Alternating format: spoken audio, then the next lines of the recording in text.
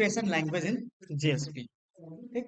तो सबसे पहले हम समझते हैं एक्सप्रेशन लैंग्वेज हो क्या होता है। तो एक तरह से क्या होता है, accessibility of data stored in the Java based component, की जो जो जावा के अंदर क्लास के अंदर जो कंपोनेंट होते हैं, जैसे कि मान लो फंक्शंस है, वेरिएबल्स हैं, तो उसको एक्सेस करने के लिए हम क्या करते हैं, एक्सप्रेशन लैंग्वेज का यूज करते हैं। And other objects like request, session या एप्लीकेशन ऑब्जेक्ट को, अगर मैं एप्लीकेशन ऑब्जेक्ट पे कोई डेटा को गेट करना चाहता हूँ, सेशन ऑब्जेक्ट पे कोई डेटा को गेट करना चाहता हूँ, सेशन में स्टोर कर रखा है मैंने, फिर रिक्वेस्ट जो आ रहा है उसको मुझे में गेट करना है, तो एक्सप्रेशन लैंग्वेज का यूज कर सकता हूँ। There are many implicit object operator, जैसे कि इम्प्लिसिट हमने कितने ऑब्जेक्ट्स पढ़े थे, 9 या 8 इम्प्लिसिट ऑब्जेक्ट्स हमने पढ़े थे। ठीक है, तो उन सबको क्या है, हम एक्सेस कर सकते हैं। Operators and reserve words in year, तो रिजर्व वर्ड्स को भी हम यूज कर सकते हैं, कुछ रिजर्व वर्ड्स भी होते हैं एक्सप्रेशन लैंग्वेज में। ठीक।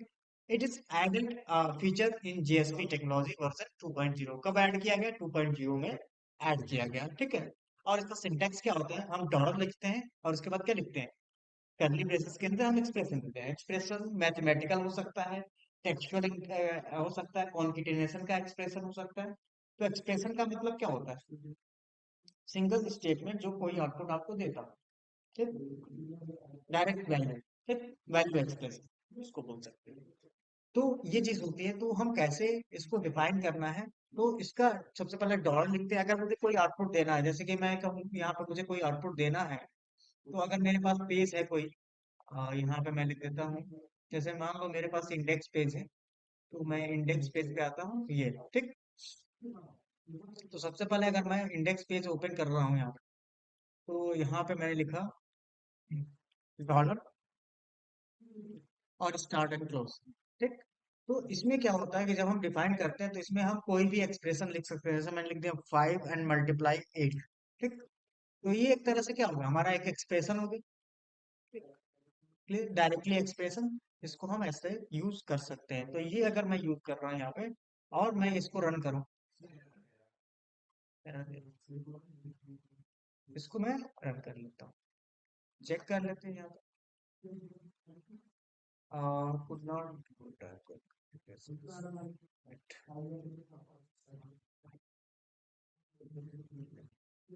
सर्वर सर्वर सर्वर क्लोज गया, सर्वर फोल्डर।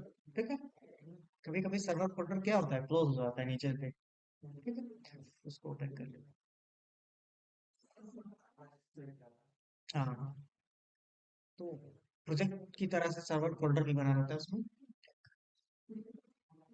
उसी के अंदर पूरी डायरेक्टरी होती है आपको। अब यहाँ पे मैं देखो ओपन कर लिया, अब इसमें ये देखो,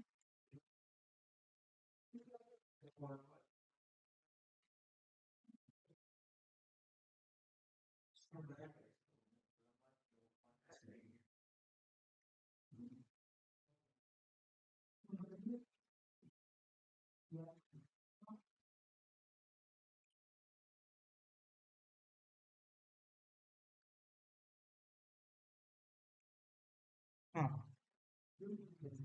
तो ये आपका क्या है, आ रहा है ना, या फोटो। ठीक। तो इस तरीके से क्या कर सकते हैं, कोई भी डेटा हम गेट कर सकते हैं या प्रिंट कर सकते हैं। Clear, this is the expression. हाँ, एर कहाँ दे रहा, एडिटर का प्रॉब्लम है, लोड नहीं कर पाता, सिंटेक्स प्रॉब्लम। ठीक। तो अगर कोई भी एक्सप्रेशन मुझे लिखना है, मैथमेटिकल एक्सप्रेशन लिखना है, कॉन्केटेनेशन एक्सप्रेशन लिखते हैं, तो डायरेक्ट आउटपुट देता है एक छोटा सिंटेक्स, जिसके थ्रू हम क्या कर सकते हैं, कोई भी एक्सप्रेशन लिख सकते हैं मैथ। हाँ, सिंगल एक्सप्रेशन होगा। ठीक, मल्टीपल एक्सप्रेशन नहीं आप डिफाइन कर सकते। ठीक। तो ये चीज आती है आपकी, डिफाइन कर सकते हो ये। इसमें क्या क्या हम डिफाइन कर सकते हैं वो आप डिफाइन कर सकते हो, जैसे पेज स्कोप, कौन कौन से ऑब्जेक्ट आपको मिलते हैं, जैसे page scope, request scope, session scope, application scope, param, param value, header, header values, cookies, init parameter and page context. इस आपको क्या ऑब्जेक्ट्स मिलते हैं, जैसे कि हमको जेएसपी में कुछ ऑब्जेक्ट मिलते हैं, इसमें अगर यूज करोगे तो उसके ऑब्जेक्ट के नेम चेंज। ठीक, उसके हिसाब से हम इसमें हम यूज करने वाले जो ऑब्जेक्ट है उसका नाम यूज करेंगे। तो जैसे देखो यहाँ पे दिया हुआ है क्या, कि अगर कोई डेटा मैंने सबमिट किया किसी पेज पे, ठीक, तो वो दूसरे पेज पे जाएगा तो उसके डेटा कैसे हम गेट करेंगे, जैसे कि यहाँ पे हमने एक लॉगिन पेज बनाया था। ठीक है, लॉगिन डॉट जेएसपी। तो जैसे मैं लॉगिन करता हूँ यहाँ पे, तो उस पेज पे जाते ही क्या मुझे ये नाम दिखना चाहिए। ठीक, तो नाम नहीं दिख रहा, तो यहाँ पे क्या लिखूंगा मैं, उस नेम को गेट करने के लिए क्या लिखूंगा यहाँ पे, पैरम डॉट नेम। तो पैरम हमारा यूजर नेम क्या है हमारा, लॉगिन पे जाता हूँ तो यहाँ पे लॉगिन में देखो यहाँ पे उस फील्ड का नाम क्या है जिस फील्ड से मैं लॉगिन कर रहा हूँ, यूजर। ठीक, तो किस पे जा रहा हूँ मैं, वेलकम पेज पे जा रहा हूँ। तो वेलकम पेज पे मैं जाऊंगा, वेलकम पेज पे, और जहाँ पे यूजर नेम प्रिंट किया जा रहा है, तो यूजर नेम कहाँ पे प्रिंट किया जा रहा है, वेलकम,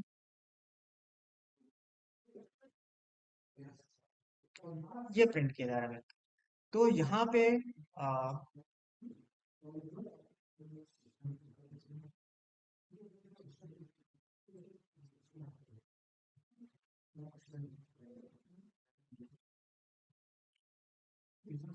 इसको अभी कमेंट डाउन कर देते हैं, इसको अभी कमेंट डाउन करते हैं, और सेम एज आउटपुट मैं देता हूँ यहाँ पे, मैं लिख दिया नीचे डॉलर,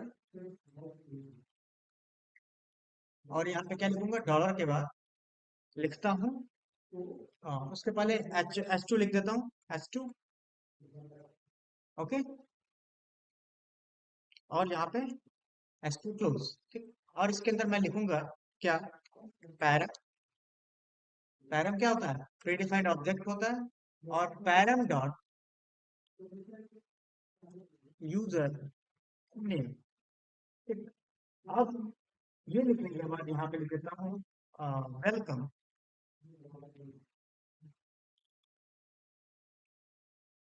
बस, अब यहाँ पे मैं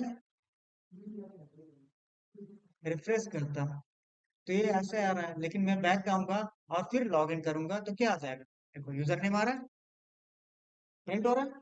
तो इस तरीके से क्या कर सकते हैं हम, एक सिंपल सिंटैक्स में उसको एक्सेस कर सकते हैं।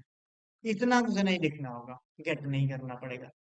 ठीक, रिक्वेस्ट डॉट गेट पैरामीटर नहीं लिखना है, बस पैरम डॉट यूजर नेम लिखना होगा, शॉर्ट हो गया हमारा डेटा, कोड भी शॉर्ट हो गया। ठीक, शॉर्टकट।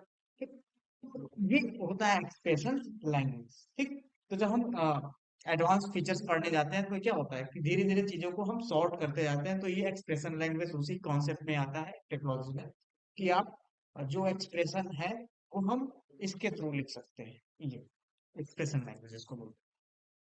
क्लियर, तो ये आपका एक्सप्रेशन लैंग्वेज है। अगर मुझे किसी रिक्वेस्ट पैरामीटर को प्रिंट करना है तो params is a pre defined keyword, और नेम क्या होता है, जो फील्ड होता है उसको एक्सेस करने के लिए, तो फील्ड का नाम लिख देते हैं, जैसे यूजर नेम मेरा था तो मैंने यूजर नेम लिख दिया। ठीक है, उस पेज पे फिर देखो यहाँ पे अगर मुझे सेशन का डेटा गेट करना है तो सेशन स्कोप नेम से ऑब्जेक्ट आता है, इसमें सेशन नेम से ऑब्जेक्ट आता था, इसमें सेशन स्कोप नेम से।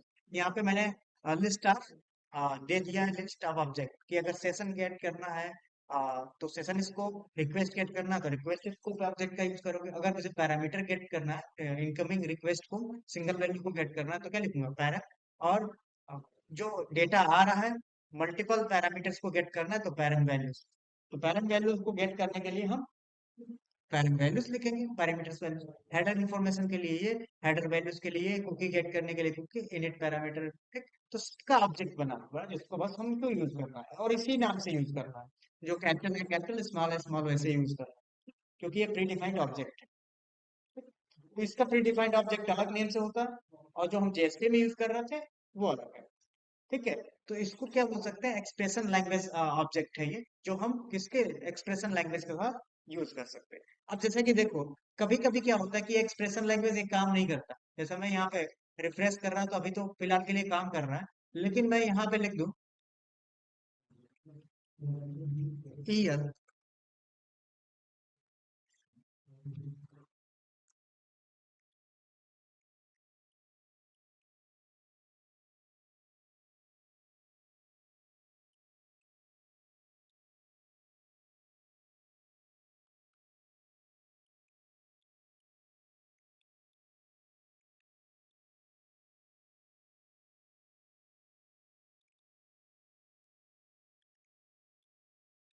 अगर मैंने यहाँ पे लिखा ईयर इग्नोर, एक एट्रीब्यूट होता है पेज डायरेक्टिव के अंदर, year expression language is year ignored, तो मैंने लिख दिया ट्रू।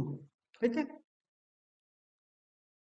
मतलब एक्सप्रेशन लैंग्वेज को इग्नोर करना। ठीक है, तो एक्सप्रेशन लैंग्वेज को इग्नोर करना, तो मैंने यहाँ पर रिफ्रेश किया, तो एक्सप्रेशन लैंग्वेज अब काम नहीं करेगा, वो फीचर बंद कर दिया जाए। ठीक, तो ये क्या होता है कि यहाँ पे जैसे ही ट्रू लिखोगे तो ईएल एक्सप्रेशन लैंग्वेज क्या होगा, इग्नोर कर दिया जाएगा। ठीक, तो ये भी आप कर सकते हो, अगर उसको ऑफ करना है तो यहाँ पे ट्रू कर दोगे तो ट्रू, और बाय डिफॉल्ट फॉल्स होता है तो यहाँ पे आप फॉल्स लिखने की जरूरत नहीं, उसको हटा ही दो। ठीक, तो बाय डिफॉल्ट फॉल्स होता है क्योंकि हमने जब लिखा नहीं था तो सपोर्ट कर रहा था, जैसे मैंने ट्रू किया तो क्या हो गया, वो लिखना बंद हो गया। जैसे मैंने यहाँ पे फॉल्स लिखा, ईएल इग्नोर फॉल्स, फिर यहाँ पर रिफ्रेश करता हूँ तो मुझे वो वैल्यू मिलेगी। ठीक, तो काम करेगा। तो इसके अंदर एक एट्रीब्यूट भी होता है जो वो सपोर्ट करता है कि आपका एक्सप्रेशन लैंग्वेज वो काम करेगा। ठीक, तो इग्नोर नहीं करेगा, वो फॉल्स कर दिया गया। ठीक, तो पैरामीटर रिक्वेस्ट, पैरामीटर को एक्सेस करने के लिए param dot parameter name, and then फिर अगर मुझे सेशन वैल्यू को गेट करना तो सेशन स्कोप ऑब्जेक्ट होता है, और सेशन ऑब्जेक्ट में मैंने यूजर नेम से डेटा सेट सेव किया तो यूजर को मैं गेट कर। ठीक, सेम एज कुकी को गेट करने के लिए मैं क्या लिखूंगा, cookie object and then name, तो नेम क्या है, कुकी के अंदर है, और उसके अंदर जो वैल्यू है, तो वैल्यू गेट करने के लिए मैं लिखूंगा वैल्यू, तो क्या मुझे प्रिंट हो गया, वैल्यू। ठीक, क्या, क्योंकि एक तरह से क्या होता है, cookie is object, this object, और नेम करूंगा तो नेम से क्या गेट होगा, ये गेट होगा, और वैल्यू लिखूंगा तो क्या होगा, इसकी वैल्यू प्रिंट हो जाएगी। ठीक है, क्लियर, तो इस तरीके से आप गेट कर सकते हो। समझ गए, तो ये ऑब्जेक्ट्स आप बस लिख लो।